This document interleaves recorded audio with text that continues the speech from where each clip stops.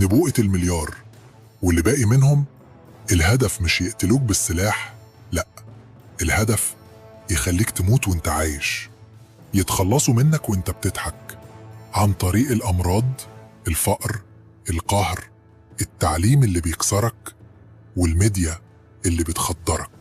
مؤتمرات عالمية اتقال فيها الكلام ده بالنص، زي مؤتمر كلوب روما وتقارير الأمم المتحدة عن الاستدامة السكانية.